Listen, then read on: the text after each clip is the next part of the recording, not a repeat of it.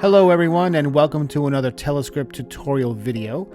Today we're going to be talking about exporting run lists.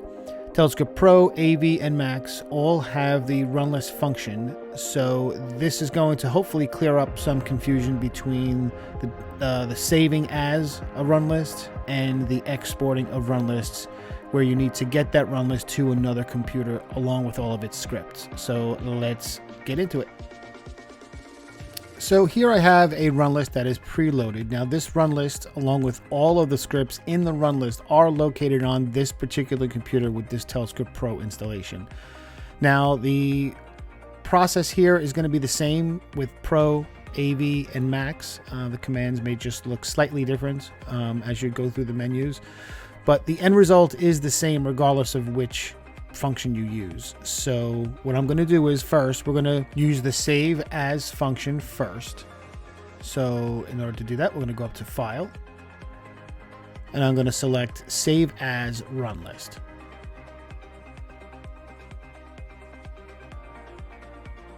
And then I'm going to save this to an external drive.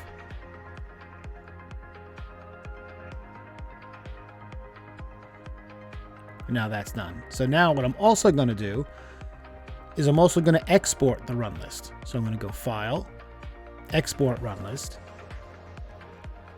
And now what this is going to do is it's going to save the run list file as well as a copy of every file in that run list.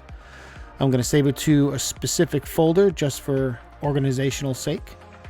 And that is about it. So now if we go and find the external drive in our Finder, we can see that, let me find it.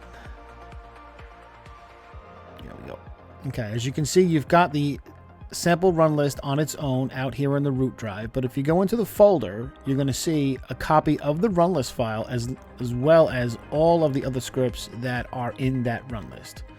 So now what I'm going to do is I'm going to take this drive and I'm going to bring it to another computer, and we're going to open up both and we're going to see what happens.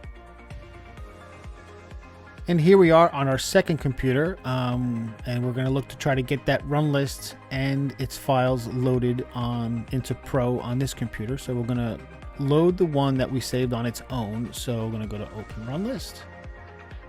I'm going to go to the root of this drive, and we're going to select the run list file that we saved simply on its own. And as you see, once we click open, we're going to have a pretty nasty looking run list.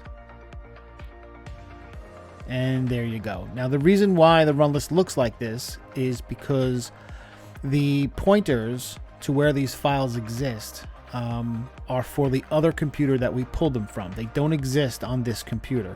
So what we have to do is open the exported run list that we made. So we're going to go back to Open Run List, and we're going to go to the folder that we saved it in, and we're going to select it. And as you see, once we hit open, there are all the files that we had with the run list. So when you export a run list from one computer, you're saving the run list file itself, and you're also saving copies of the files in that same folder that you created, which creates new pointers. So when you open the run list, they're looking at the proper files in the proper location. So again, if you're looking to bring a run list along with its files to another computer, then the export run list function is the way to go. I hope that clears everything up. And if you have any questions, you can always give us a ring, 201-767-6733, or you can always email us at info@telescript.com. Thanks for watching.